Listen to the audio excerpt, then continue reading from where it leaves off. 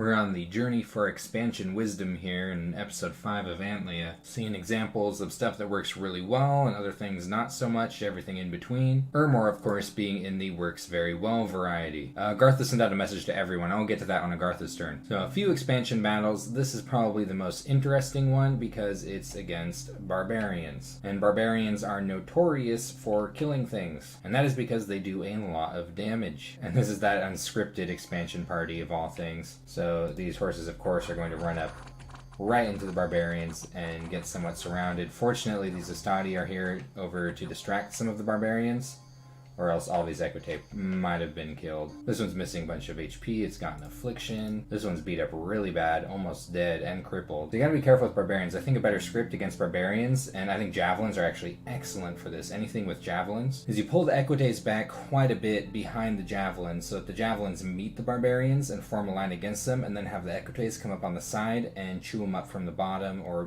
from the top. You want these to meet the barbarians at about the same time the javelin throwers do, or a little bit after. I think doing that probably would have prevented this loss as well as the afflictions on the Equitaes. These other battles aren't as interesting though. This is just 4 Equitaes against a small amount of PD and a bunch of Equitaes against a small amount of lizards. But yeah, Armour pushed up this way, ran into Agartha, and immediately turned in both directions, turned around. I'm surprised he's not moving the scout after seeing Yomi's flag here. He could be finding some more information about what the border situation is going to be like over here. But I think maybe the Armour player is being a little bit lazy. I mean, the script is still like this, and they're getting a little ballsy with their expansion. I think this group is going to be just fine between all the Hastadi and the levies, although I'd want to put them on one group to help prevent routes. But this is a little bit risky here with just the 4 Equitaes. They will probably be fine. It's just if the nature mage here is casting things like Tangle Vines, sometimes that can be enough to rout small groups of sacreds like this after a couple are killed. Armour is going to have another pretty big expansion party ready to go next turn. I think Armour is going to get really big. I mean, Caduceus isn't really putting any pressure in this direction.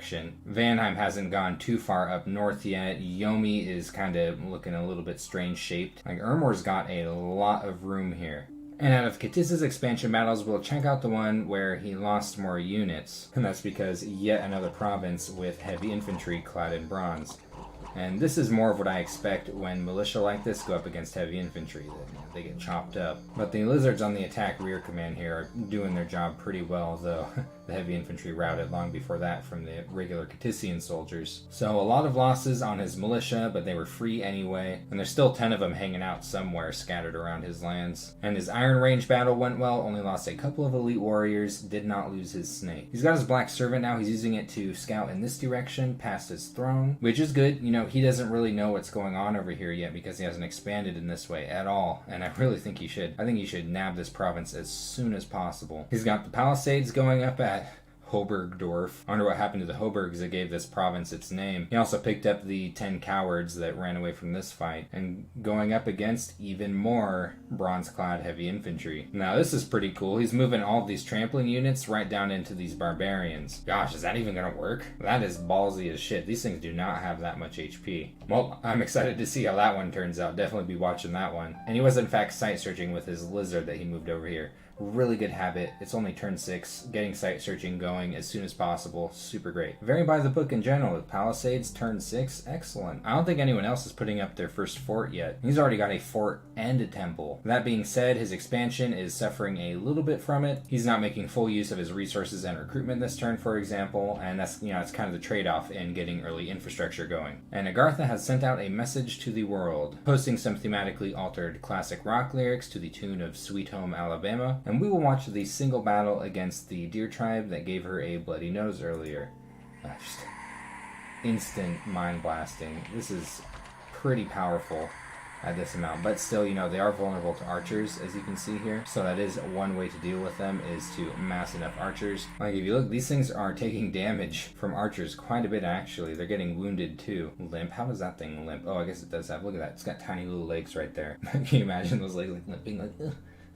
But when Agartha gets Alteration online later, these are going to be a little bit harder to kill with Archer Fire. You can always set your arrows on fire, though, and see what happens. So these deer tribe thought they were tough. They weren't. And now this is the interesting move. She's moving her expansion army down to this province right here. And from here, it can pretty much only move onto one of the provinces that Armour has taken. She's not sending a message to Armour or anything. This could be just like posturing, showing Armour that she has an army full of Mind Blasters here. But, that would be a very costly posture. She could be expanding up into this direction over here. She could attempt this, though the Vinemen are a little intimidating because they're immune to Mind Blast. So what we could see is Agartha might just take one of these provinces. That would be kind of cool. Now what's also cool is, check this out. She's forging a Black Steel full plate right now, and she's recruiting 2 troglodyte lords. Now I'm sure some EA Agartha players out there know exactly what's going on here, but it'll be pretty fun. These things have a solid HP pool, decent natural protection, high morale, good combat speed, and they trample. Now imagine what one of these wearing Black Steel full plate could achieve. Well, I think we might find out. And we'll peek in on Moria's expansion battle. Oh yeah, these guys are screwed. Do they even have shields? Oh, a few of them do. Man.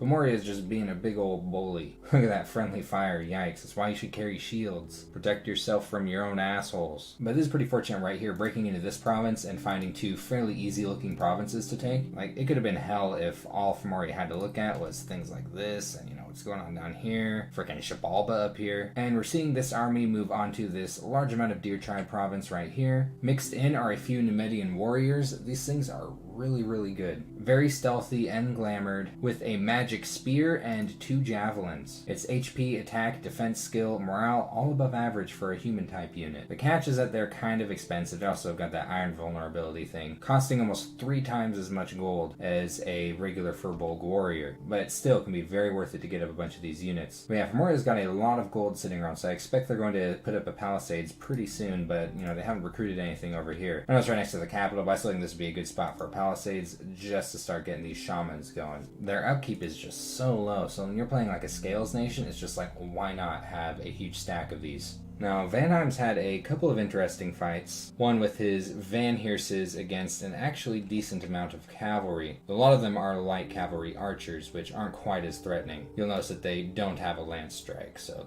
they're not very scary. And honestly, like with their stats, they're not that different from one of these down here. These are a different story though. Much higher protection, a lance strike, and then 2 attacks. So less pleasant to deal with. And we'll see how he's scripted against this, which is just have everything run straight forward.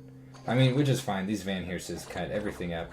But you'll notice that a lot of the glamour has been popped on them, so, they're taking damage. Whereas, you could have had these Housecarls taking those lance strikes instead. They're a lot less valuable, and the Van Heerses would be able to cut them up unimpeded. Like, see, this one almost died and is now weakened. This one also got hit pretty hard and has a limp, which is actually pretty brutal on these units. And this one's got battle fright. So, and he lost one, I didn't even notice. So when you're up against heavy cavalry, definitely think about using less valuable units to run up in front. Maybe have them on attack cavalry in their script and grab those lances so the expensive units don't swallow them whole. And this is just him sending those Housecarls into this enormous pile of monkeys. Didn't seem to be as many as I thought they were going to be.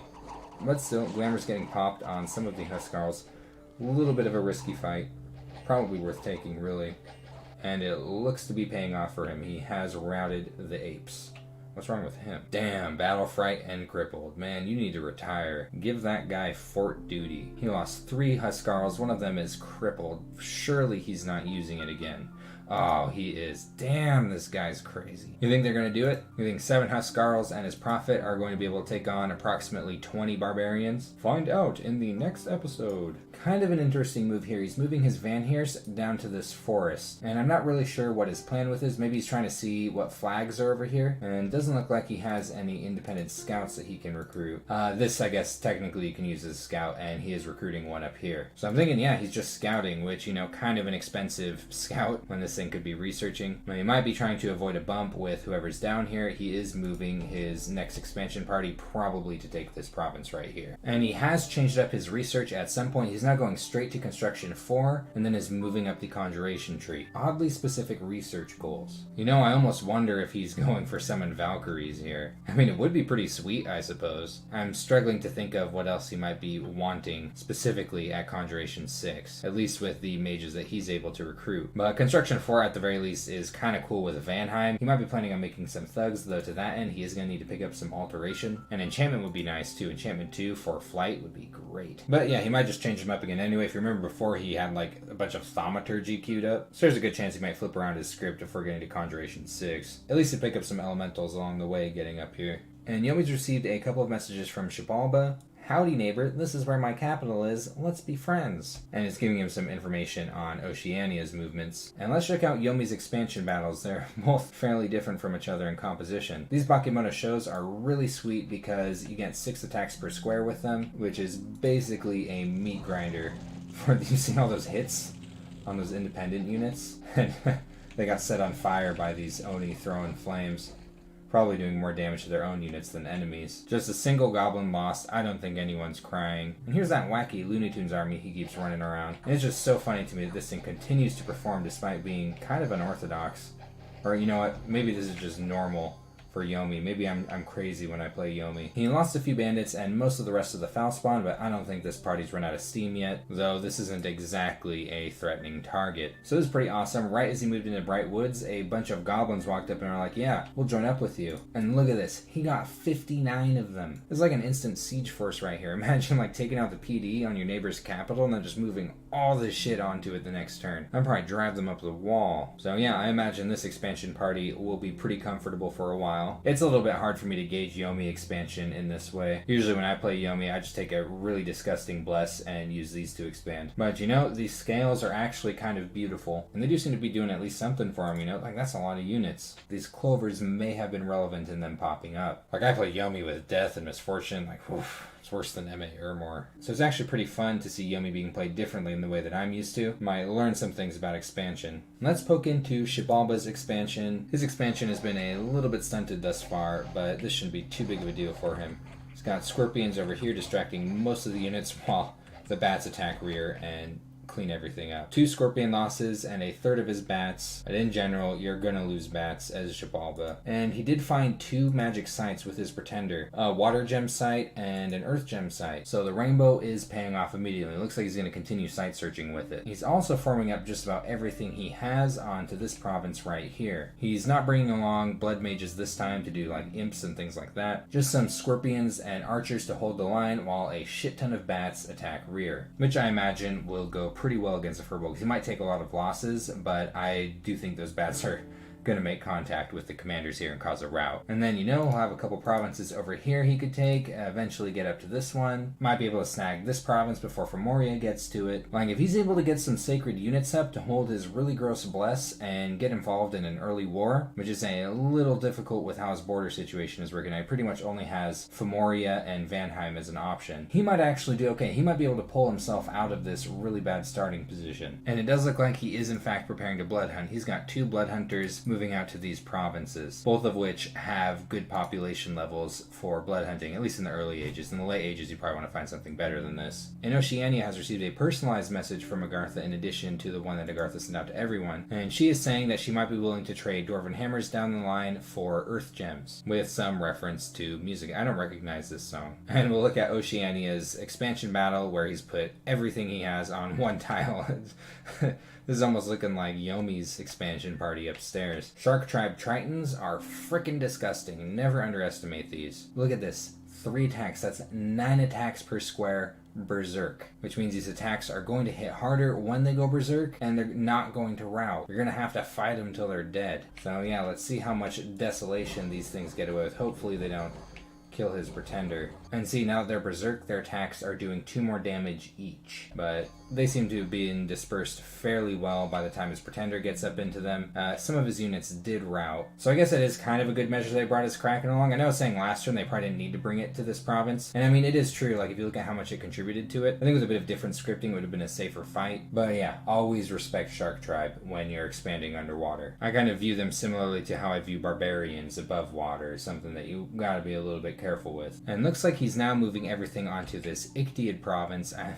This script just worries me so much. He's got his octopus sitting out here in front. And yeah, that is a decent number of Ichthyids. But we'll probably be alright. He happened to have this commander here that's able to pick up these units that routed from the Shark Tribe fight. And he doesn't seem to be moving an air mage up into this province to pick up some Draconians. He might be trying to push up to Alteration 3 as fast as possible. I understand that. But he might just not even know it's there. I guess we'll see. So nothing too much going on too far, but I'm thinking the next couple turns, players are getting pretty close to each other. We might start seeing some bumps, some minor conflict. I'm thinking that with Agartha's move, that she's probably going to take one of Armour's provinces, and we will know for sure in episode 6.